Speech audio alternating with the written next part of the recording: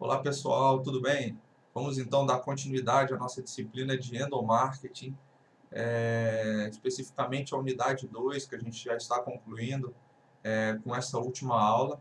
Essa última aula que, conforme nós combinamos em sala de aula, vai ser uma aula feita no método de Flipped Classroom, que vocês irão assistir o conteúdo em casa, estudar em casa e a gente vai aplicá-lo, fazer atividades conforme nós estamos fazendo no decorrer da disciplina em sala de aula. Então, posso estar mais próximo de vocês no momento em que vocês transformam os conhecimentos que nós estamos estudando em habilidades. Essa é a ideia desse nosso modelo de aula.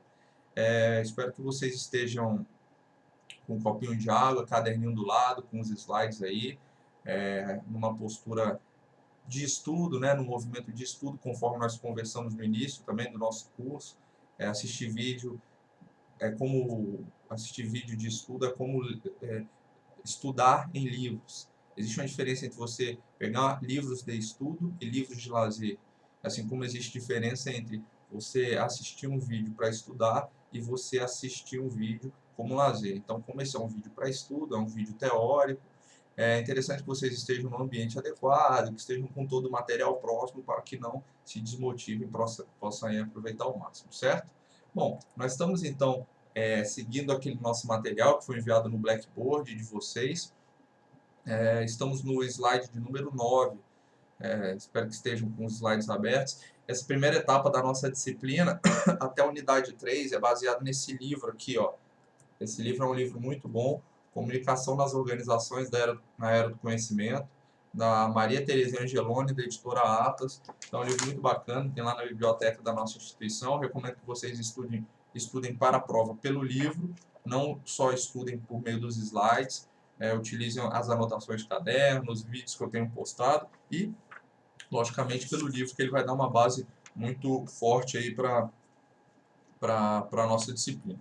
Bom, no slide 9, aí, então, vocês podem perceber que a gente agora está passando por um novo nível, né, da nossa discussão. Nas últimas aulas a gente falou muito sobre os elementos do processo de comunicação, então vocês já estão carecas de saber os elementos do processo de comunicação, né, emissor, receptor, mensagem, meio, codificação, decodificação, ruído, feedback. Vocês fizeram várias atividades, exemplos da comunicação interpessoal, exemplos de uma comunicação organizacional, e agora a gente vai evoluir um pouco com esse conceito muito claro na mente, né? Se vocês não estão com esse conceito claro ainda, peço para que revejam o material, dêem uma estudada. É importante que neste momento vocês cheguem com tranquilidade para as novas discussões. E aí a gente chega nas categorias das comunicações. Isso vai ser fundamental para a nossa disciplina de endomarketing, compreender as categorias de comunicações, das comunicações nas organizações. Como vocês acompanharam, como a gente já falou no início, as organizações elas podem se comunicar em as organizações elas se comunicam em duas categorias, a interna e a externa. Então, na interna, a comunicação é feita dentro do sistema organizacional. E essa comunicação, o que ela vai fazer? Ela vai dar suporte às decisões que os gestores e os funcionários tomam, ela vai agrupar estruturas, redes, auxiliar a atingir objetivos, definir normas, políticas, programas, diretrizes, e vai se manifestar por meio de diversos instrumentos. Uma ata, por exemplo, é um instrumento de comunicação interna. Uma conversa de corredor também, vocês vão ver que é um estilo de comunicação informal, também é comunicação interna, relatórios, reuniões, confraternizações, manuais, os e-mails que os funcionários trocam, são todos exemplos de comunicação interna, que é a primeira categoria das comunicações. A segunda, logicamente, né, como a gente já vem falando, é externa. Então, é um momento em que a comunicação é feita e recebida pelo sistema organizacional para quem está fora dele, né? Mercado, fornecedor, consumidor, poderes públicos. E aí vai envolver uma série de questões, né? Padrões sociais, culturais, políticos, econômicos, meio ambiente. A publicidade é um exemplo, né, da comunicação externa, relações públicas, os eventos que as organizações realizam. O DF, a instituição que vocês estudam, recentemente participou da Feira Capital Estudante, que é um evento que tem todo ano, em que as principais instituições de ensino superior do Distrito Federal se reúnem para mostrar um pouco dos seus cursos, das suas atividades, e o UDF participou, e essa foi uma forma uma forma dela se comunicar, do UDF se comunicar com o público externo deles, né? Ela foi, e de uma certa forma, apresentou, trocou informações com futuros alunos, futuros professores, outras instituições. É um evento, é um exemplo aí de comunicação externa. Então é simples, pessoal, categoria das comunicações, interna e externa. Isso precisa estar muito claro, por quê? Porque a nossa disciplina, endomarketing, vai se incluir em que categoria das duas apresentadas? Em qual das duas categorias apresentadas? Isso, é interna, muito bem. Vocês responderam daí, eu estou ouvindo daqui, eu sei que vocês falaram que é interna. Endomarketing está dentro da comunicação interna, é um dos instrumentos aí de comunicação interna que mais na frente a gente vai falar sobre isso. E aí, dando continuidade, pessoal, no slide 10, a gente entra com um novo conceito que é o fluxo da comunicação, né? Quando você pensa em comunicação aí já dentro de uma organização, principalmente, e também em alguns aspectos externos, você percebe que a organização ela vai ter diversos fluxos. E como assim diversos fluxos? Ela vai se mostrar em algumas direções, ela vai se concretizar em algumas direções na organização. Não sei se vocês lembram na aula passada, quando eu estava exemplificando, eu falei assim, eu, por exemplo, me comuniquei com um subordinado, eu apontei para baixo. Eu me comuniquei com um par, com um colega de sala, apontei para o lado. Eu me comuniquei com um chefe, apontei para cima. Perceba que esse apontar para baixo, para o lado e para cima mostra o fluxo da comunicação. O fluxo da comunicação. Por quê? Porque ela se baseia na estrutura organizacional. Todas as organizações elas vão ter uma estrutura, uma hierarquia, e essa hierarquia é feita, na maioria das vezes, por meio de uma ferramenta chamada organograma, e esse organograma ele vai mostrar, por meio de uma imagem, toda a estrutura da organização. Então, de acordo com a sua posição na organização, você vai se comunicar com pessoas que estão abaixo de você, pessoas que estão acima de você, pessoas que estão ao seu lado, no mesmo nível que você na organização. Essa é a ideia, então, de estar apresentando e mostrando. E quando eu falo de comunicação, de fluxo de comunicação, a gente lembra que a comunicação ela é multidirecional, ela vai ocorrer, conforme eu falei, em diversos fluxos para diversas direções. Então, é só vocês, também você pode fazer uma analogia ao sangue, né, do corpo humano, o fluxo que ele segue, né, o fluxo horizontal, é o fluxo vertical, nas organizações a mesma coisa, a comunicação ela vai seguir sempre determinado fluxo. E lá na frente, quando a gente for falar de planejar um sistema de comunicação, do seu setor, do setor que você trabalha, você já pode fazer alguns exercícios lá dentro do setor que você trabalha atualmente, ou da organização que você venha trabalhar, a gente deve levar isso em consideração, deve levar os fluxos, porque esse planejamento vai contemplar todos os direcionamentos, né? E aí eu te pergunto, quais são esses fluxos? Então, a gente vê aí no slide número 11, eu apresentei de uma forma bastante detalhada, a gente tem um fluxo descendente, transmissão de informação da cúpula para a base da organização. Então, quando alguém em uma posição superior na hierarquia transmite uma informação para alguém inferior a essa pessoa na hierarquia, a gente está tendo um fluxo descendente. E da mesma forma, quando o inverso ocorre, ou seja, transmissão de informação da base para o nível superior, a gente tem um fluxo ascendente, está subindo.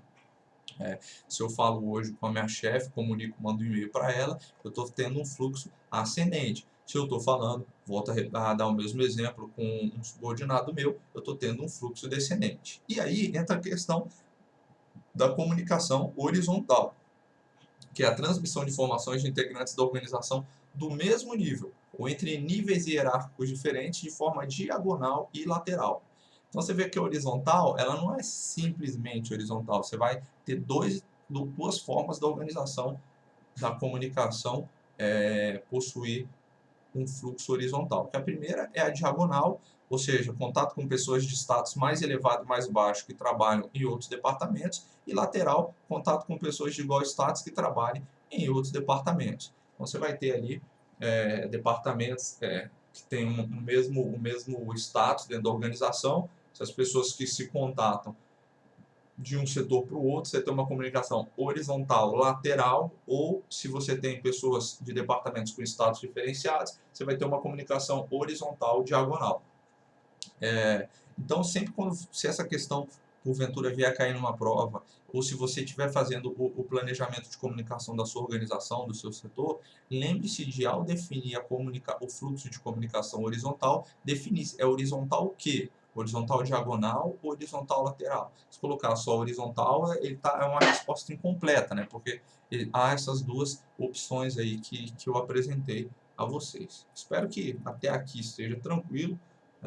Essa é uma parte interessante, porque a gente já começa a participar do dia a dia das organizações, né, ver como a comunicação funciona. A gente sai um pouco da questão da comunicação intrapessoal e interpessoal e já começa a refletir um pouco sobre como a comunicação vai funcionar dentro das organizações. Pessoal, aí tem um gráfico aí, uma imagem, perdão, que dá alguns exemplos das medidas que são tomadas em cada uma desses fluxos de comunicação. Então, em primeiro lugar, sempre que se falar de comunicação horizontal, a gente está falando de coordenação. Então, normalmente a comunicação horizontal ela é utilizada para coordenação de atividades, coordenação de questões interdepartamentais entre departamentos, né? Solução de problemas entre departamentos, ela é utilizada nesse sentido. Então, essa que é o ensaio que eu gostaria que vocês começassem a fazer, né? Lá dentro da organização de vocês, o local que vocês trabalham atualmente. Então, você tem algum problema que precisa ser resolvido entre dois departamentos, um problema que precise da articulação de dois departamentos, se sim, muito provavelmente, se a sua organização for minimamente organizada, você vai ter uma série de ações de comunicação horizontal para a resolução desses problemas. Essa ideia. Já a comunicação ascendente, né? Ascendente, aquela que sobe, é aquela que vem na base da organização, dos níveis mais baixos para os níveis mais altos, ela vai ter um papel de interpretar, sugerir melhorias, fazer relatórios sobre desempenhos, relatar queixas, disputas, informações financeiras, problemas, exceções, enfim, um monte de exemplo que vocês podem encontrar no livro e podem encontrar no nosso material. Então, a coordenação, a comunicação horizontal ela tem um papel de coordenar, a comunicação ascendente tem um papel de interpretar e a descendente de influenciar, logicamente, né? Aquela comunicação que vem de cima para baixo vai influenciar os níveis mais baixos a seguir as orientações dos níveis superiores, né? Ou implementar um objetivo, instruir um trabalho, adotar uma prática e procedimento, fazer alguma orientação, dar um feedback, né, de algum desempenho, doutrinar, enfim, existe uma série aí de atividades que são objetivadas com a comunicação descendente. Então, só para fechar e recapitular esse aspecto da nossa disciplina, vocês vão ter 3 tipos de fluxo de comunicação, o fluxo ascendente, o fluxo descendente, o fluxo horizontal, e o horizontal vai se dividir em diagonal e lateral. O fluxo horizontal tem o objetivo de coordenar, o fluxo ascendente de interpretar e o fluxo descendente de influenciar a comunicação, certo? E aí, dando continuidade, a gente fala de um aspecto muito interessante agora, que são as redes de comunicação, que é o tema que é introduzido aí no slide de número 13 do nosso material. O que são redes de comunicação? Né? Imagine o seguinte, dentro de uma organização, você vai ter uma série de canais, uma série de grupos e de atores, e esses canais, esses grupos, esses atores, eles estão interconectados e comunicando comunicando entre si durante o tempo todo. Então, quando você tem um conjunto de canais dentro de uma organização, por meio do qual o processo de comunicação está acontecendo, você tem uma rede de comunicação. E aí a gente fala das duas principais redes, que são as redes formais e as redes informais. Então, rede formal, qual é? São todas aquelas legitimadas pelo poder burocrático oficial, seguindo a estrutura organizacional. Então, você tem de uma forma explicitada quais são as redes. Um exemplo, olha, se você precisa fazer um pedido para o almoxarifado, você deve enviar um e-mail nesse padrão. O e-mail ele deve conter tais e tais e tais informações, deve ser enviado com tantos dias de antecedência. e aí sim você pode solicitar o material não almoxarifado.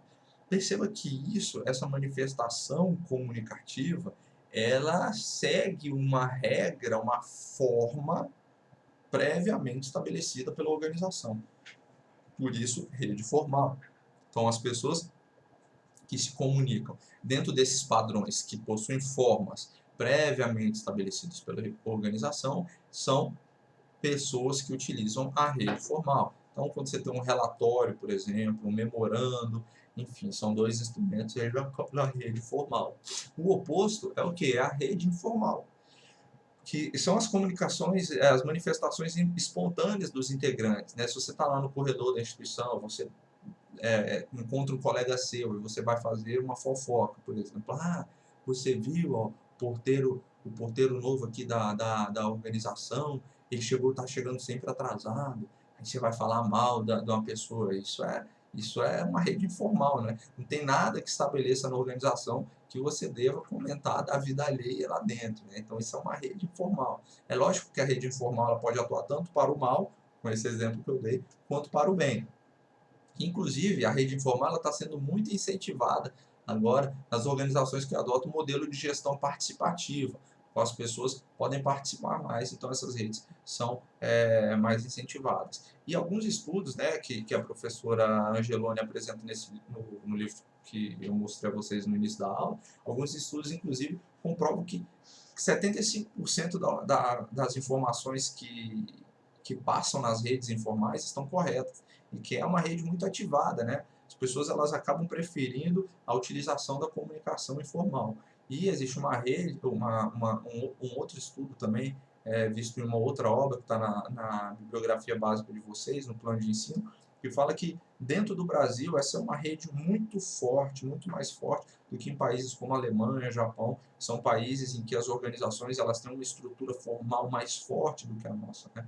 O modelo de gestão à brasileira, isso até é um nome de um livro, o Modelo de Gestão Brasileiro, um livro da Cengage Learning, que é um livro muito bom, pequenininho, um livro que eu recomendo. Ele fala um pouco do ambiente cultural, ambiente corporativo cultural brasileiro e como você gerencia as empresas no Brasil. Elas têm particularidades, né? Então, imagina uma multinacional está vindo para o Brasil, ela não pode adotar todos os métodos lá que ela utiliza no seu país de origem.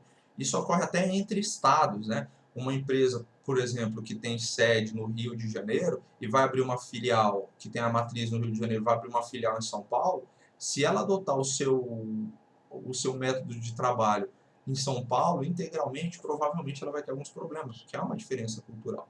E nesse livro, Modelo de Gestão Brasileira, ele fala lá que no Brasil as redes informais são muito acionadas, muito mais acionadas que em outros lugares. Então vocês aí como futuros gestores de comunicação, gestores de endomarketing, enfim, a área, seja lá qual for a área que você for atuar, mas que você venha aplicar o endomarketing dentro da sua organização, você deve estar muito atento à influência das redes informais aí internamente, certo? E aí a gente tem hoje também muito, né, que são as redes sociais, as redes dentro que são virtuais, é, não acontece apenas no mundo virtual, mas hoje elas estão muito evidenciadas pela questão virtual, né? Então as pessoas elas se conectam, se comunicam e vivem dentro dessas redes sociais, né? Você pode ter uma rede social dentro de uma organização, por exemplo, o grupo de oração, né? Isso é normal nas organizações, tem lá o grupo de oração católico, o grupo se reúne toda quarta-feira após o almoço para rezar, enfim, para fazer alguns pedidos. Isso é o que? É uma rede social, uma rede que se criou dentro da organização, que não está vinculada ao objetivo da organização, mas que influencia os resultados da organização. Porque é lógico que o que é tratado ali pode, por exemplo, motivar os colaboradores, pode torná-los mais engajados ou menos engajados. Uma rede dessa é excluída, é proibida, né, dentro da organização, né? Imagina, chega lá um superior e fala, a partir de hoje ninguém mais pode se reunir depois do almoço para se manifestar, o que seria um erro enorme, um erro absurdo. Você teria uma influência muito grande no resultado da organização. Então, as redes sociais elas se configuram com frequência aí nas organizações como um elemento chave. E hoje elas também avançaram para os ambientes virtuais, e cada vez estão mais presentes, mais presentes na vida das pessoas. Tem um livro muito bacana que se chama A Nova Era Digital, do Eric Schmidt, que é o ex-CEO, o ex-presidente da Google, né? A Google trocou o presidente neste ano. O Eric, né, meu amigo, já estou tratando só pelo primeiro nome, a gente já tratou muitos assuntos aí nos últimos meses. O Eric Schmidt, ele é fantástico esse livro, eu recomendo que vocês comprem, que vocês leiam. Vocês estão lendo, né, os livros que eu estou passando. Então, estão lendo os livros que eu estou passando. Você diz que vocês são muito comprometidos aí com a leitura. Fico muito feliz com isso. E esse livro é um outro livro que eu recomendo, chama Nova Era Digital, e ele fala muito, ele faz um ensaio de como será o futuro a partir da adoção completa da tecnologia pelas pessoas, ou daquilo que ele chama de hiperconectividade, né? As pessoas estão cada vez mais conectadas e isso tende muito a crescer, né? Então você está conectado o tempo todo, em vários aplicativos, tem roupas já, né? Eu esqueci o nome agora que se chama, que se dá para essas roupas, mas tem relógio, celular, computador, então você está o tempo todo conectado. E aí ele diz que essa hiperconexão vai gerar uma dupla identidade nas pessoas, né? As pessoas vão precisar de administração e identidade. Isso já ocorre, na verdade, mas isso vai aumentar, segundo ele. Elas precisam administrar sua identidade no ambiente virtual e no ambiente presencial. Percebam vocês, então, que é como se houvesse é como se a identidade fosse repartida e a pessoa precisasse ter cuidados, ações nos dois ambientes. Isso já acontece de uma forma leve, mas ele diz que isso vai ficar cada vez mais frequente, pessoas com identidades completamente diferentes nos dois ambientes, né? Às vezes uma pessoa com um engajamento virtual muito grande, com uma influência sobre grupos virtuais muito grande, mas que na sua vida real não tem tanta influência, não tem tanto impacto, tanto impacto na vida das pessoas. A nova era digital, Eric Schmidt. E então, finalizando as redes sociais, a rede social ela fecha os 3 tipos de rede que tem nas organizações. Repetindo, pessoal, então, rede formal, estabelecida pela organização, tem uma forma, por isso que é formal, uma forma estabelecida pela organização. A rede informal, então ela é feita por manifestações espontâneas dos colaboradores, e a rede social, que vai tratar das ligações relacionais entre os atores aí da organização que vocês trabalham, certo? E o modelo de gestão que vocês vierem adotar vai influenciar, logicamente, o modelo de comunicação. Isso a gente vai falar lá na frente, quando tiver especificamente endomarketing, certo? Não chegou o espirro, né? Coisa difícil é isso, né? Você tá lá morrendo de vontade de espirrar, e quando vai espirrar e não chega, dá uma tristeza, né? Você vai ficar todo empolgado, enfim. Aí vocês estão acostumados com essas besteiras, né, que eu falo. Aí a gente vai para as dimensões da comunicação, que é o slide de número 15. E quais são as 3 dimensões que ocorrem de forma harmônica na organização e sinérgica? Primeiro, a dimensão comportamental, que é a comunicação entre pessoas e grupos. Aí você tem lá comunicação intrapessoal, das pessoas com as pessoas, interpessoal, entre as pessoas, e grupal, entre os grupos da organização. A outra dimensão também é a comunicação social, né, que é uma organização, trabalha a organização e o sistema social, que é ampla audiência, busca comunicação em massa. Quando eu faço uma campanha publicitária, eu estou utilizando uma comunicação social, e a comunicação que utiliza a dimensão cibernética, que usa os circuitos de informação das organizações.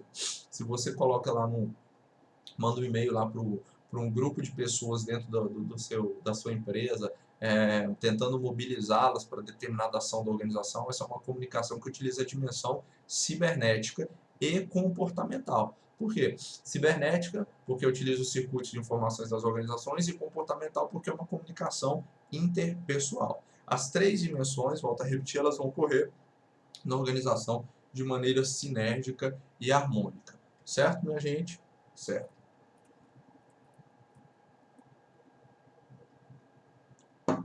E quais são os 2 tipos de comunicação? Então, nós temos comunicação de número 1, é a comunicação verbal. Verbal ela é feita por meio de signos e palavras, responsável por pequena parte da comunicação. Você vê que, por exemplo, nesse vídeo aqui, a gente está se comunicando, né? Eu estou me comunicando com vocês, na verdade, e, e vocês não conseguem pegar toda, todo, todos os meus movimentos. Mas o que, que vocês pegam? Vocês pegam meus gestos, a expressão facial, a minha postura, a voz, como é que ela está. Essa parte que não envolve as palavras e os signos chama comunicação não verbal. A que envolve palavras e signos chama verbal. Então, sempre que as pessoas forem se comunicar, esses dois tipos irão gerar uma determinada influência. E aí, vocês deve ficar claro para vocês que aquele tipo que exerce mais influência é o tipo não verbal. São os gestos, a expressão facial, a postura que vai gerar um impacto maior. Quer ver? Imagine se eu fico falando assim, parado, sério para vocês, algum assunto, olha que agonia começa a dar. É diferente de eu estar falando de uma forma entusiasmada, tentando explicar, demonstrando algum tipo de expressão, fazendo algum gesto, eu consigo comunicar algo com mais precisão. Então, esses dois tipos de comunicação, eles vão influenciar a comunicação nas organizações, certo? Bom, se vocês lembrarem muito bem, dei uma dica que é a técnica Pomodoro para assistir vídeos, né? Vocês lembram? Acho que lembram, né? Qual é? Então você assiste um tempo, depois desse tempo você pausa o vídeo, faz uma coisa que você quer fazer em 5 minutos, volta para assistir. Eu acho que esse é o momento ideal se você quer utilizar a técnica. Já temos aí 26 minutos de vídeo, acho que você pode dar uma pausa e voltar já já, certo? Mas eu não vou dar pausa, vou continuar. Recapitulando, antes de passar para as barreiras de comunicação, então a gente tratou categoria das comunicações, vejo aí nos slides e nos cadernos de vocês, categoria das comunicações se divide em interna e externa. Tratamos depois do fluxo de comunicação, que se divide em descendente, ascendente, horizontal diagonal e horizontal lateral. Fluxos de comunicações. Tratamos também das redes de comunicação, rede formal, informal, social. Tratamos das dimensões da comunicação, comportamental, social e cibernética. E tratamos dos tipos de comunicação verbal e não verbal. A melhor forma de estudar esse material esse conteúdo que eu falei agora, esse bloco de conteúdo que eu falei agora, é por meio de mapa mental. Mapa mental é uma ferramenta que eu ensinei a vocês naquele vídeo de estratégias e técnicas de estudo que eu passei no início do semestre. Mapa mental é uma ferramenta muito boa, então para estudar esse conteúdo é fantástico. Você vai colocar lá no meio os fatores que influenciam a comunicação, aí você vai puxando, depois cada um vai desdobrando todas essas categorias que foram apresentadas aí para vocês. E agora a gente chega para uma parte que normalmente vocês gostam muito, né, que são as barreiras comunicacionais, ou o lado perverso da comunicação. Pessoal, imagine que as barreiras, imagine não, pensem as barreiras da comunicação como o ruído, os principais ruídos que ocorrem na comunicação dentro das organizações. Vocês lembram os elementos que a gente estudou de comunicação, não lembra? Ótimo, lembro, muito bem. Então, dentro desses elementos, a gente tinha um que chamava ruído, que atuava de diversas formas, vocês lembram? Ok? Aí eu pergunto para vocês, se eu perguntasse assim, me dê alguns exemplos de ruídos que podem ocorrer dentro das organizações. Aí o que vocês vão falar? Vocês vão citar esses exemplos aí que eu estou pedindo, que são as barreiras. A gente chama de barreiras de comunicação organizacional. Isso é uma questão de PRI há um ano, mais ou menos. Um ano, acho que 2 anos, foi uma questão de PRI. E muita gente errou porque acabou confundindo, achando que barreira e ruído não era a mesma coisa, né? E, na verdade, a barreira é um ruído que ocorre dentro das organizações. Vamos começar lá. Primeira barreira, estrutura organizacional. Vocês acham que a estrutura organizacional ela pode ser uma barreira para a comunicação? Pode, né? Estou ouvindo todo mundo aí falando, não, pode sim, professor. Pode, claro que pode. Então pode, é isso mesmo, vocês acertaram. Quando você estrutura uma organização por meio de um organograma, por exemplo, que nós falamos no início da aula, vocês já aprenderam organograma em alguma outra disciplina? Espero que sim, senão está na hora de exercitar um pouco a autonomia de estudo de vocês. Vocês vão entrar lá na biblioteca virtual do UDF, você acessa ela por meio da área do aluno, e lá na biblioteca virtual nós temos milhares de livros, é uma ferramenta muito boa, excelente, que ajuda muito vocês a estudar e os professores também. Um acervo fantástico, se a empresa sai de casa. Se vocês nunca ouviram falar em organograma, vocês vão pausar o vídeo agora, vão entrar na biblioteca virtual do DF e vão digitar lá, buscar organograma. Aí o que ela vai fazer? Ela vai mostrar uma série de livros que apresentam esse tema, certo? E aí você pode escolher um livro, um dos livros ali e dar uma estudada. Não é para pesquisar no Google não, tá? Vocês vão pesquisar, vão exercitar, pesquisar em fontes já filtradas, selecionadas e direcionadas, que são os livros lá que a nossa biblioteca oferece, livros de excelentes editores. Então, vamos lá, entrou agora, quem não sabe o que é estrutura organizacional, perdão, quem não sabe o que é organograma, entrou na biblioteca virtual, fez a pesquisa e volta para a aula e solta o pause aí, dá um play novamente. Continuando. Aí quando você aprendeu agora que é organograma, quem não sabia, quem já sabia, tá ok. Como o organograma, você tem vários tipos de organograma, como vocês devem ter visto no livro que vocês encontraram lá na biblioteca virtual. Você tem diversos tipos. Então você tem organograma funcional, projetos, você tem vários, né? Vários. E a forma como o organograma delineia a estrutura organizacional da comunicação pode auxiliar ou dificultar a comunicação internamente. Quer ver um exemplo? Um exemplo clássico, serviço público, né? Serviço público, a gente sabe que tem algumas ilhas de exceção, né? Por isso até que são chamadas de ilhas de exceção, né? Alguns órgãos muito bons, a gente tem muitas pessoas capacitadas no serviço público, mas a estrutura organizacional, a cultura, a política que rege o serviço público acaba dificultando um pouco o que ali ocorre. E aí, eu vou dar um exemplo do Detran. O Detran, outro dia eu recebi uma multa, né, no carro.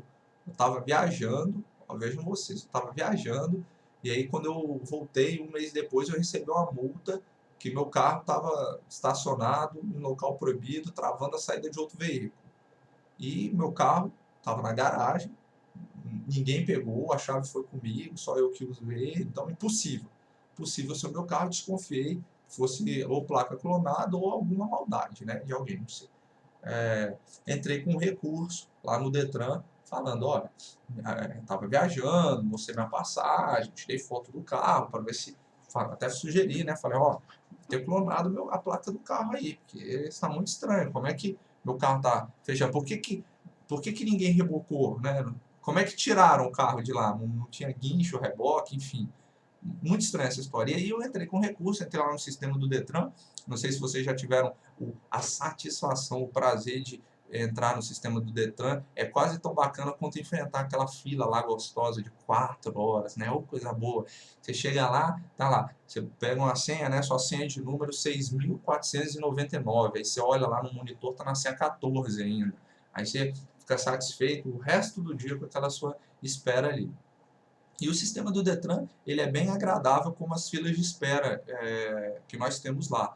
E aí eu cheguei lá, entrei no sistema e tal, entrei com recurso, e aí, minha gente, o recurso, ele passa por não sei quantas pessoas, 5, 6 pessoas. Sabe quanto tempo demoraram para me responder o recurso? 8 meses. 8 meses. E o pior, a multa permanece, tive que pagar a multa. Era uma multa pequena, mas a gente se sente injustiçado porque eu de fato não a cometi. Inclusive eu até às vezes quem acompanha em rede social faço campanha, né, sobre a importância do respeito no trânsito, né? O trânsito transborda muito aquilo que a gente é, aquilo que a gente faz, aquilo que a gente é como sociedade, a forma como nós somos. E jamais eu faria isso, né? Trancar um outro carro. Eu sou muito crítico comigo em relação a isso e acabo sendo crítico também com os demais. E receber uma multa dessa não foi nem o fato de pagar, mas sim de me sentir injustiçado. Tive que pagar. E depois de quanto tempo? 8 meses. Por quê? Porque a estrutura organizacional, então voltando para as barreiras, a estrutura organizacional do Detran, ela faz com que a multa passe por várias partes da estrutura.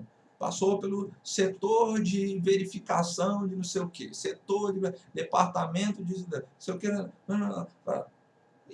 passa por um monte de lugar, o que faz? Acaba se tornando uma grande barreira. Vários locais, várias pessoas avaliando, a eficiência péssima, né, como vocês podem perceber, e a demora muito grande também. Então, a estrutura organizacional é uma barreira comunicacional. Isso é praxe, né? As organizações, hoje, quanto mais níveis hierárquicos elas têm, mais as respostas demoram, né? Hoje, quando você trabalha com gestão de processos aí em organização, uma das análises que são feitas nos processos é justamente essa, né? Da quantidade de etapas que um processo tem, quais são as etapas efetivamente, realmente necessárias para que o objetivo seja alcançado, e se elimina as demais, porque você acaba gastando mais recursos, e um recurso muito importante que se gasta é o tempo. Não sei vocês, mas eu valorizo muito o meu tempo, acredito que vocês também devem valorizar o de vocês. Então, é um dos bens mais preciosos aí que nós temos. Uma outra barreira são os layouts fechados das organizações, né? Não sei se vocês já viram alguma reportagem dessas as melhores empresas para trabalhar, né? Você pode pausar o vídeo agora aí, essa pesquisa você pode fazer no Google. A revista Exame, ela tem uma, um prêmio chamado... Agora eu confundi, eu não sei se é a revista Exame ou se é a revista Época Negócios, enfim, ou a Você S.A., confundi. Mas uma dessas revistas aí que tratam de negócios, de ambiente corporativo no Brasil, tem um prêmio chamado Great Place to Work, ou os melhores lugares para se trabalhar. Aí as empresas elas preenchem uma série de formulários, de requisitos, são avaliadas por auditores e concorrem aí, e são pontuadas e concorrem como as melhores, as empresas que oferecem o melhor ambiente para os colaboradores trabalhar. E dentro dessas que sempre ganham, uma coisa que é comum, até empresas internacionais famosas, como o Google, por exemplo, como o Facebook, né? Eu sigo o Mark Zuckerberg, o criador do Facebook no próprio Facebook, e recomendo que vocês o façam. Assim, ele posta logicamente tudo em inglês, quem tiver com inglês afiado é bacana, quem não já utiliza para estudar. Ele posta coisas muito interessantes, e uma das coisas que ele postou recentemente agora foi um vídeo do Facebook, do escritório, da sede lá. Então eles não têm salas, as mesas são todas juntas dos diretores, então a mesa dele fica lá no meio, numa baia, ali perto de todo mundo tem acesso, porque você diminui o tempo de comunicação. Imagina aquela organização que tem tudo fechado, então você vai quer falar com o superior, aí você deixa o recado para a secretária fala com ele, aí quando responde, ele responde para a secretária entra em contato com você, diferente de você ir diretamente até ele e já obter a resposta. Percebe que a organização vai fluir mais rapidamente, mais eficiente. Então, quando você tem layouts fechados, quanto mais isoladas as pessoas estão dentro das organizações, maior é a barreira aí que teremos. Terceira barreira são as reações emocionais, né? Então, há algumas pessoas que elas têm, que a gente chama de falta, algumas lacunas na inteligência emocional. Falar nisso, esse é um outro livro aí que eu recomendo para vocês, esse é um clássico aí do final da década de 90, início dos anos 2000, chamado A Inteligência Emocional, do Daniel Goleman. Fantástico um livro, é um dos top 100 livros aí de gestão que qualquer gestor tem que ler, mas eu diria que qualquer profissional bem formado tem que ler. Compreender o que é inteligência emocional é um aspecto muito importante para você, de fato, desenvolver a sua inteligência emocional. Algumas pessoas têm algumas lacunas dentro da inteligência emocional e muitas vezes essas reações exacerbadas emocionalmente são barreiras para as comunicações, né? Então, principalmente no ambiente organizacional, que é o que a gente está falando, você tem que, às vezes, tratar as questões com frieza, né? Com a formalidade que o ambiente sugere, não pode deixar, muitas vezes, a emoção sobrepor a comunicação ou aquilo que se busca.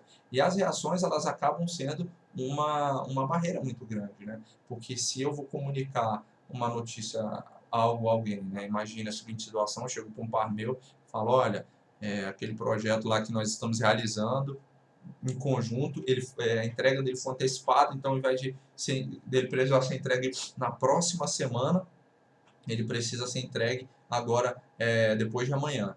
E a forma como essa pessoa reage emocionalmente pode criar uma barreira entre a nossa comunicação. Isso é muito comum nas organizações, principalmente as organizações brasileiras também, né? Isso aí está muito relacionado à nossa cultura. O brasileiro, ele é muito emocional nas suas relações, é muito pessoal, tudo ele leva para o lado pessoal.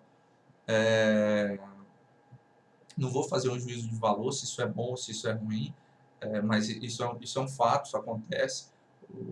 Se você está num ambiente de trabalho, você chega para um colaborador seu e você faz uma observação sobre o trabalho dele, muitas vezes, a maior parte das vezes, ele vai achar que a sua crítica é em relação a ele. E há uma diferença entre uma crítica que se faz à pessoa e ao trabalho da pessoa. Quando você critica uma pessoa, você está fazendo um tipo de crítica que não tem nada a ver com a crítica ao trabalho da pessoa. Você pode chegar para mim e falar, olha, professor Gabriel, eu estou achando que a sua aula ela está um pouco confusa, eu não estou compreendendo aquilo que você está falando, acho que você pode ser um pouco mais claro nos exemplos. Eu tenho duas formas de eu interpretar isso. Ou eu posso interpretar da forma... Tem duas formas de eu decodificar, vamos utilizar os elementos que a gente estudou. Eu posso ou decodificar da forma correta, que você está me dando um feedback e está falando que a minha aula precisa que seja melhorada na questão dos exemplos, ou que é isso, eu vou entender que é uma crítica ao meu trabalho, não a mim, ou eu posso achar que você está me criticando, que é uma decodificação equivocada, né? Então eu viro e falo, olha, esse cara está falando mal de mim, acho que ele não foi com a minha cara, né? Não, você não está falando mal de mim, você está falando um aspecto do meu trabalho, né? Então o brasileiro, ele leva muitas coisas assim para o lado pessoal e, logicamente, tem reações emocionais por causa disso. Isso é uma dica que eu dou para vocês para conviver bem nos ambientes corporativos, ambiente de trabalho, é saber lidar com as críticas, e sempre que você achar que uma crítica, um feedback, está sendo para o lado pessoal, reflita mais uma vez, faça um teste, alguma prova, para ter a certeza disso, porque na maioria das vezes isso é uma crítica ao seu trabalho. Lógico que algumas pessoas não sabem dar feedback, não sabem orientar o nosso trabalho, e aí se ela chega para você de uma forma grosseira criticando o seu trabalho, você vai ter uma reação emocional pela forma como ela codificou a mensagem, né? A forma grosseira que ela utilizou, ela codificou aquela mensagem de uma forma grosseira. E aí isso acaba gerando também aí uma reação emocional, que é uma outra barreira. Qual é uma outra barreira que nós temos aí? O quarto item é a desconfiança.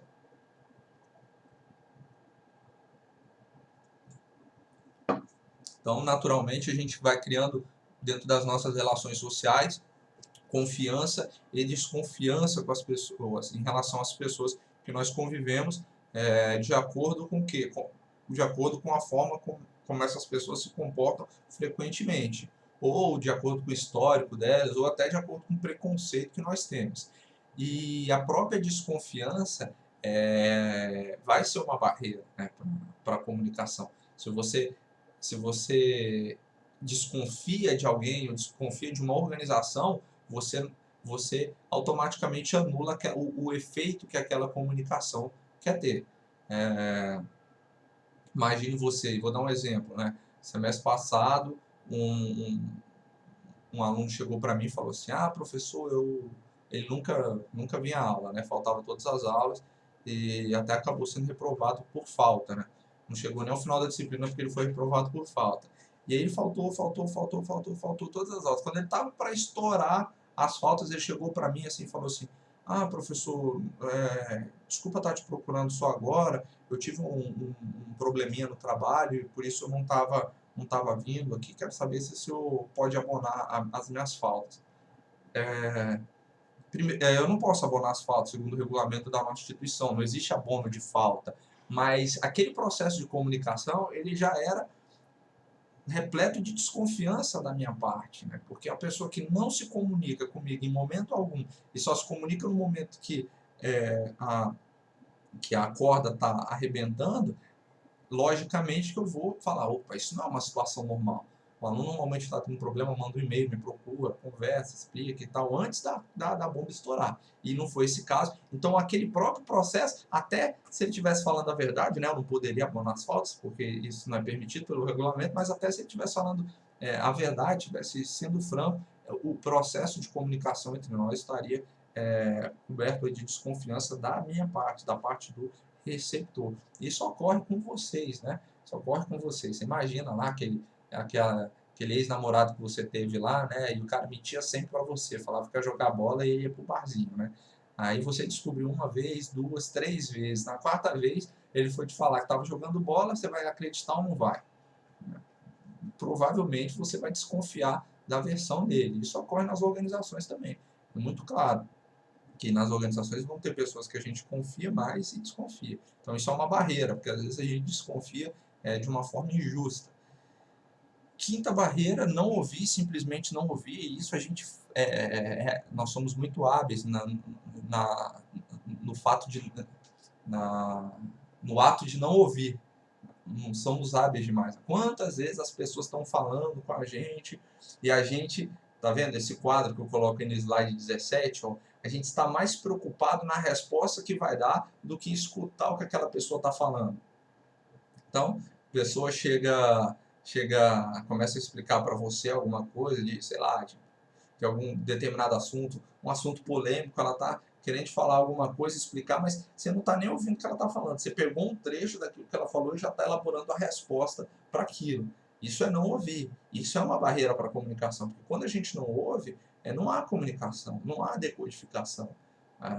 Pegar elementos isolados de uma fala, de um discurso, não é ouvir. E isso vai ser um ruído muito grande, vai gerar um ruído muito grande. Ou não escutamos ou ouvimos pela metade, né? Só aquilo que a pessoa fala, né? Então, às vezes a pessoa está te falando alguma coisa, determinado item que ela fala te gera uma reação emocional ao tanto de barreira, uma desconfiança e você para de ouvir o resto. 3 barreiras aí na sequência, né? Ou você interpreta o que o outro diz, às vezes sem deixá-lo concluir o pensamento. A pessoa está concluindo o pensamento e você já está interpretando o que ele diz, né? Recentemente eu estava falando com uma colega ao telefone e aí eu comecei a falar determinado aspecto, assim, isso não pode acontecer porque quando eu falei porque, ela já estava falando, eu não concordo, eu discordo. Aí eu perguntei, como você discorda se você não terminou de me ouvir falar? Que discordância é essa? Isso é uma barreira de comunicação, né? Ela já interpretou o que eu queria dizer sem eu concluir meu pensamento. Ou o item 1 está mais preocupado na resposta do que escutar o que eu tinha para dizer, ou não escutou, enfim. Não tem como você discordar de alguém se essa pessoa não concluiu o pensamento, né? Como é que você vira e fala, eu discordo se a pessoa não concluiu, né? Então, isso é bastante complicado. E não ouvir é uma outra barreira. A sexta barreira, pessoal, é a escuta seletiva, né? Essa está muito relacionada com a atenção seletiva também. A escuta seletiva, ela, ela, ela ocorre muito em sala de aula. Às vezes eu vejo o pessoal, eu estou comentando algum assunto e os alunos estão lá distraídos, não estão nem preocupados, né? E aí eu falo de um tema interessante, prova. Aí eu viro falar, não, porque a prova vai ser aplicada tal e tal dia e tum, você naquele momento ali, você tem a sua atenção direcionada. Isso se chama escuta seletiva. Você não ouviu nada do que eu falei a aula toda, mas você chegou e ouviu o assunto da prova. Isso é escuta seletiva. Como é que você lida com isso? Isso é uma barreira muito grande, né? Tem, tem pessoas que têm esse vício comunicacional muito forte. E naturalmente nós teremos uma atenção maior ou menor, uma escuta mais ou menos focada de acordo com os nossos preconceitos, de acordo com a nossa formação cultural, nosso meio social e tudo aquilo que nós já conversamos. Isso vai impactar a forma como nós escutamos as pessoas que falam conosco. Dando continuidade aí às barreiras de comunicação, então a gente está indo para o slide 18. Sugiro que vocês também pausem agora o vídeo, esse talvez seja o momento ideal para fazer mais uma pausa, para a gente voltar para o terceiro bloco aí na técnica Pomodoro, certo? Eu não posso pausar, o vídeo aqui não me permite essa pausa, até gostaria, eu posso beber uma aguinha aqui, vou beber uma água. O pessoal, sala de aula, brinca com a minha garrafinha, né? Diz que a garrafinha é igual a caneca do Jô, não sabe o que tem lá dentro, é lógico que é água, né? Mas aluno adora dar uma zoadinha no professor, né? O copinho aqui também é água, que essa secura aí não tá fácil não, minha gente. Bom, vamos lá. Continuando, slide 18, a gente já está finalizando essa aula. E aí vocês já vão para a nossa próxima aula preparados aí para as atividades que nós iremos realizar. Linguagem diferente, né? Isso é uma barreira muito forte na comunicação das organizações. Ontem, por exemplo, eu encontrei um amigo meu e eu estava batendo um papo com ele. A gente tem uma linguagem de amigo, né? É diferente da linguagem que a gente utiliza numa organização. Se eu levo essa linguagem, se eu levo essa forma de falar para a organização, isso vai criar alguma barreira. As pessoas vão falar, ué, coisa estranha, né? Pô, se eu chamo ele de velho. E aí, velho, beleza? Coisa muito normal aqui na juventude brasileira. Eu que sou muito jovem, tenho 22 anos, é muito comum eu chamar os meus amigos de velho e tal. E não sei o que vocês estão rindo aí. E imagina se eu chego num ambiente de trabalho e falo assim, e aí, velho, tudo bom? Velho? Que velho? É igual aquele aluno que eu contei para vocês que uma vez me chamou de velho. Ô, velho, eu falei, velho, não, é uma linguagem diferente. Essa linguagem você tem que usar em outro lugar. Percebe que isso cria uma barreira? Se um aluno se dirige para mim me chamando como velho, ou se eu me dirijo a um aluno chamando o aluno como velho, e aí, velho? Isso é uma barreira. Uma pessoa vai ficar meio desconfiada, né? Então, muito cuidado com a linguagem que vai se utilizar. Uma outra barreira aí também é o jargão, que nós falamos na aula passada, né? O jargão, ele é uma linguagem viciada, muitas vezes vinculada a determinado ramo de conhecimento, né? Que as pessoas não conseguem entender. Então, você tem lá o jargão médico, né? Enfim, tem uma série de barreiras aí também relacionadas ao jargão, mas uma barreira que eu quero dar um enfoque especial são as diferenças de percepção. Isso está muito relacionado com aquele modelo psicológico de comunicação que nós falamos na aula passada. As pessoas percebem o mundo de uma forma diferente. As pessoas, elas têm uma bagagem social, cultural diferente, uma formação emocional, psicológica diferente uma das outras, o que gera uma diferença na forma como elas percebem a realidade. Vou dar um exemplo simples. Se um aluno entra em sala de aula com determinada roupa, cada um vai perceber aquele código, aquele vestimento, aquele conjunto, aquele código escolhido para ele se expressar, né? Ele acaba expressando a identidade dele por meio da roupa que ele veste. Cada um vai perceber isso de uma forma. Você imagina, a gente está numa sala de aula e entra um aluno de terno e gravata. Né? No curso de Direito isso é muito comum, né? Nos nossos cursos já não é tão comum. Se entra um aluno de terno e gravata, cada um vai ter uma percepção daquilo. Né? Então uns vão falar assim, pô, rapaz elegante, né? O outro vai pensar, poxa, deve ser uma pessoa importante. Aí o outro já vai perceber aquilo como uma tentativa de exibicionismo. O outro vai... Então, as diferenças de percepção, elas são uma barreira muito grande na comunicação entre as pessoas e, logicamente, dentro das organizações. E muitas vezes você alinha as diferenças de percepção com a comunicação. Um casal, quando está tendo uma diferença de percepção de alguma questão da vida, eles vão alinhar essa diferença por meio da comunicação, no qual os dois vão expor a percepção que tem em relação a determinado fato, e aí a partir daquela exposição, um vai tentar, normalmente um tenta convencer o outro, né, do seu ponto de vista, mas Um vai tentar, vamos colocar assim na situação ideal, um vai tentar compreender a percepção do outro, mas a realidade é assim, a gente sabe que um tenta convencer o outro da sua própria percepção. Uma outra barreira comunicacional é a complexidade e tamanho da mensagem, e, e por isso que eu defendo muito a simplicidade na comunicação, né? Simplicidade que não quer dizer superficialidade, simplicidade não quer dizer puerilidade, não. Simplicidade, como diria, adoro essa frase, né? Leonardo da Vinci diz que simplicidade é o último grau de sofisticação. É difícil você comunicar algo muito complexo de uma forma simples. A maioria das pessoas prefere comunicar a própria complexidade, né? E a complexidade é uma barreira comunicacional. Eu posso fazer um relatório com milhares e milhares e milhares e milhares de números e referências. Ou eu posso fazer um relatório simples com as referências ao final para que o leitor ele busque-as de acordo com o tópico que ele deseja aprofundar. Perceba que nesses dois casos eu alterei a complexidade e o tamanho da mensagem num relatório organizacional. Se você, os principais escritores, eles dão dicas muito importantes em relação a isso, né? Stephen King, ele tem um livro chamado On Writing, sobre escrita, sobre escrever, não tem tradução para o português, e é um livro fantástico para quem está pensando em começar a escrever. Eu li esse livro antes de escrever o meu e me ajudou muito na hora de construir os textos, né? E ele fala muito sobre isso, né? Sobre o grande esforço que ele faz no texto dele é para tirar aquilo que é inútil no texto, né? Aquilo que só está pesando o texto.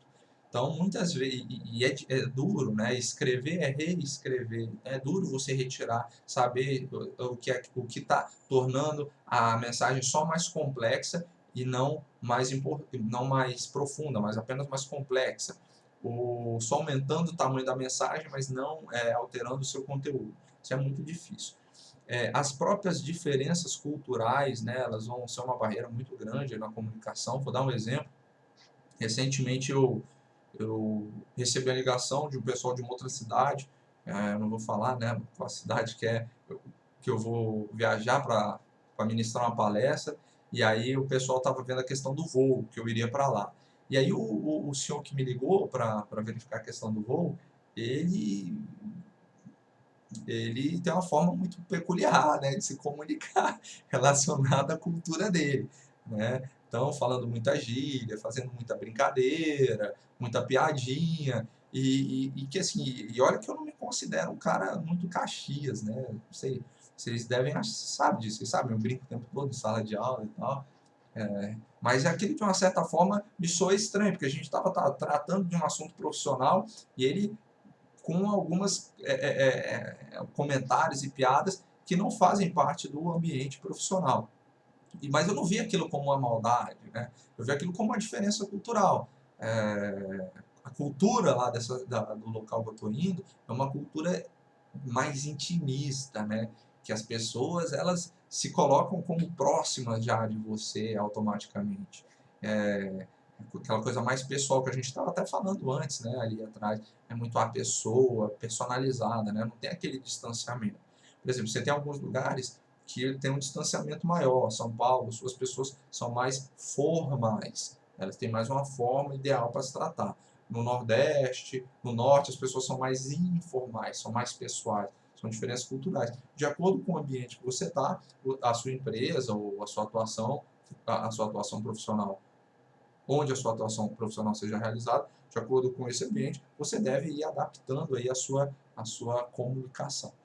Então, diferenças culturais é uma outra barreira aí ao lado perverso da comunicação. Atitudes defensivas, né? As pessoas elas se colocam na posição de comunicação já sem dar abertura ou não aceitando críticas, não aceitando feedbacks. Tem gente que tem uma dificuldade muito grande de lidar com crítica e se coloca sempre numa atitude defensiva, né? Aquelas pessoas que... Vocês devem conhecer alguém assim, né? Aquela pessoa que é toda fechada, protegida. Você vai comentar uma coisa, ela já fica desconfiada ali, né? Tipo, parece que você vai atacar ela, a pessoa é cheia de milímetros. E isso é uma barreira enorme para a comunicação, né? Uma coisa interessante relacionada à vida, até um aprendizado de vida aí que eu vou dar para vocês, assim. É, a forma como você, a forma como você se coloca perante as pessoas que passam pela sua vida influencia muito as relações que você estabelece. Se você se coloca esperando o pior sempre das pessoas, você vai despertar o pior que tem em você também. É provável que. É lógico, se você espera o pior das pessoas, uma atitude defensiva qual é? Despertar aquilo que tem de ruim em você para lidar com algo que teoricamente teria de ruim na outra pessoa. Isso não é bom. Então, assim, um aprendizado que eu tive na vida é assim, é sempre tentar esperar aquilo que as pessoas têm de melhor. É lógico que a gente sabe que nem sempre ocorre isso, as pessoas nem sempre oferecem aquilo que elas têm de melhor para a gente, sim, em alguns casos, ou em muitos casos, aqueles que elas têm de pior, e aí sim a gente muda a postura. Mas inicialmente, esse início de relação, se você não conhecer a pessoa, tente fazer esse exercício. Sempre que você for conhecer alguém, um colega novo em sala de aula, um professor, um colega de trabalho, tente se colocar numa atitude não defensiva, mas numa atitude aberta, esperando que aquela pessoa ela vai despertar e vai apresentar a você aquilo que ela tem de melhor. Todos nós temos um lado bom, um lado ruim. Então, assim, espere aquilo que ela tem de melhor, valorize aquilo que ela tem de melhor, que naturalmente você vai despertar aquilo que você tem de melhor também para se relacionar com aquelas pessoas. Porque a atitude defensiva, quando você se coloca numa posição de defensiva, você está esperando algo de ruim da pessoa. E você, logicamente, se prepara também para devolver, para oferecer algo de ruim. Isso envenena os relacionamentos pessoais ou dentro das organizações. Vai uma aguinha aí?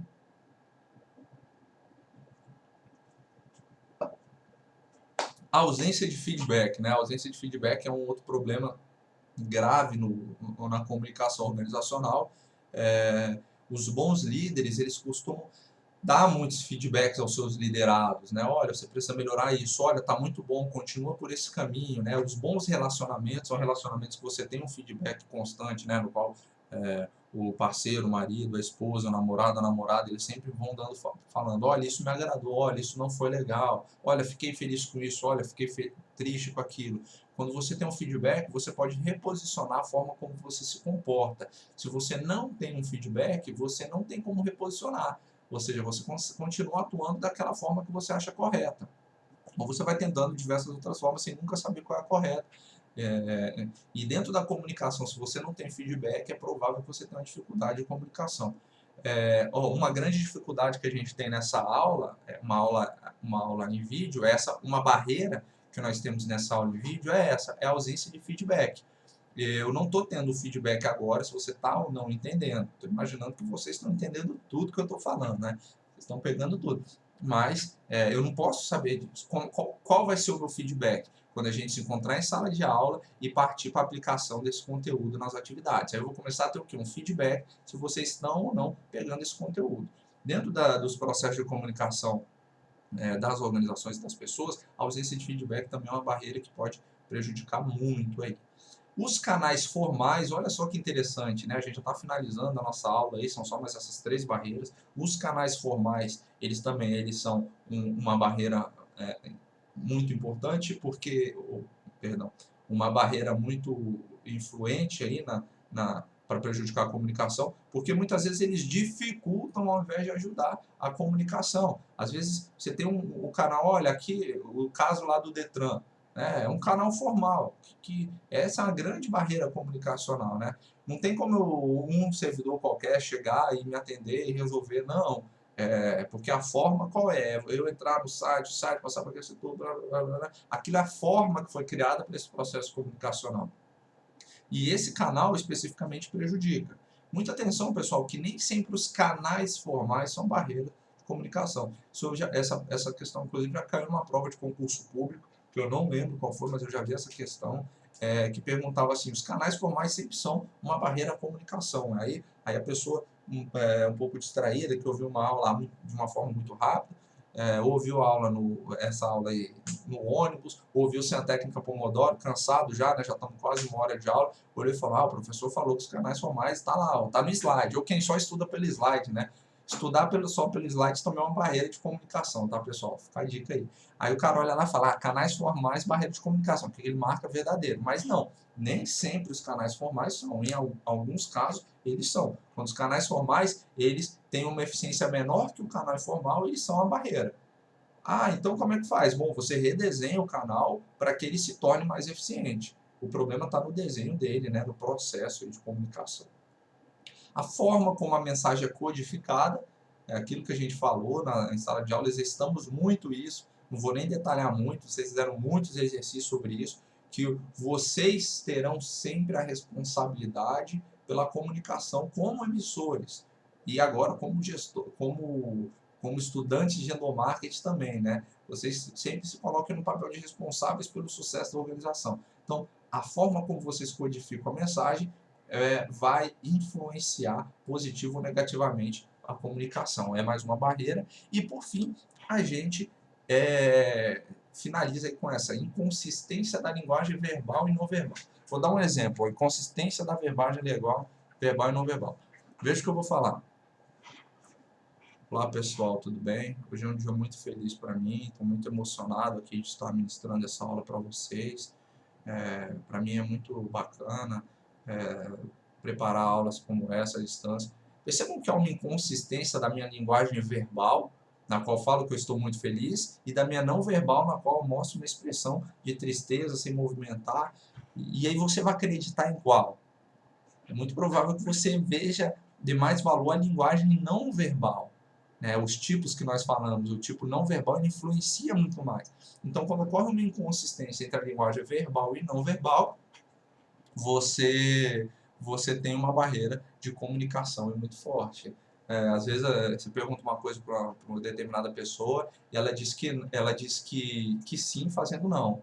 Sim, eu acho até difícil fazer sim e mexer não com a cabeça, eu acho até meio complicado. O meu tic-tac não funciona muito bem para isso não, mas tem gente que é assim, percebe só o que fala não, mexendo sim com a cabeça, fazendo sinal que sim. Então você vê uma inconsistência, né? Você fala assim, bom, qual será a verdade? A linguagem verbal ou não verbal? Normalmente a gente vai dar mais valor para a linguagem não verbal.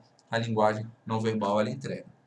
Então a gente finaliza aí as barreiras na comunicação lá do perverso. Então foram vários, falamos da estrutura organizacional, dos layouts fechados, das reações emocionais, da desconfiança, não ouvir, a escuta seletiva, linguagem diferente, jargão, diferenças de percepção, complexidade e tamanho da mensagem, diferenças culturais, atitudes defensivas, ausência de feedback, canais formais, codificação da mensagem e inconsistência da linguagem verbal e não verbal. Foram mais que 15 barreiras aí que nós estudamos. Qual o exercício bacana que vocês podem fazer, que não vale ponto, né? Se tem uma coisa que o professor não gosta, uma pergunta que o professor não gosta de ouvir é essa, né? Vale ponto? Então, essa é uma dica que eu vou dar para vocês. Não façam suas perguntas para os professores, nem para mim, logicamente, né? Que o professor não gosta. A atividade tem que ser feita, se independentemente de valer ponto ou não, se o professor está passando, é porque ele vê que ela vai colaborar com vocês. Então, comecem a exercitar isso na vida de vocês. Você vai estar estudando para a prova sem perceber. Você vai anotar todas essas barreiras aqui no seu celular, ou vai copiar esse slide aqui, essa imagem, vai salvar nas fotos do seu celular, e aí no dia a dia você vai buscar encontrar cada uma dessas barreiras, certo? Então, você está lá numa situação em que você vê a atitude defensiva da pessoa, você associa com a barreira. Começa a tentar encontrar cada uma dessas barreiras nas pessoas e, mais importante, tente encontrar você você criando alguma dessas barreiras também no dia a dia profissional e pessoal de vocês. Qual a atividade que vocês têm que fazer para a próxima aula? Vão ler, alguns já leram, porque eu passei no início do semestre esse texto muito bom do saudoso Arthur da Távola, difícil facilitar do verbo ouvir, né? As pessoas precisam não ouvir, porque não ouvindo, livram-se da retificação dos próprios pontos de vista, da aceitação de realidades diferentes das próprias, de verdades idem e assim por diante, né? Que reflexão bacana, quando as pessoas não ouvem, elas não precisam pensar, elas não precisam pôr à prova aquilo que elas acreditam, não precisam desafiar os seus próprios preconceitos. Esse é um trechinho do livro aí que eu quero que vocês leiam para a próxima aula, tá ok? Não vale ponto, mas leiam para a próxima aula. E aí, pessoal, na próxima aula, vocês compareçam preparados para a gente realizar essa atividade 2 aí que está no slide de número 20. Que a gente vai fazer esses cinco itens aí, vocês vão apresentar para os colegas de sala de aula. Bom, senhores, espero que vocês tenham gostado da nossa aula aí, preparada com carinho. Com essa aula a gente finaliza a unidade 2 e em breve a gente já começa a unidade 3, falando de comunicação organizacional integrada, para aí sim já começar a lidar não só da comunicação externa, mas especificamente do endomarketing, que é a chave aí da nossa disciplina, tá ok? Um abraço para vocês e nos vemos aí na próxima quinta-feira para matar toda essa saudade aí que vai ficar desses 15 dias aí sem nos ver, ok? Um abraço, até mais, pessoal!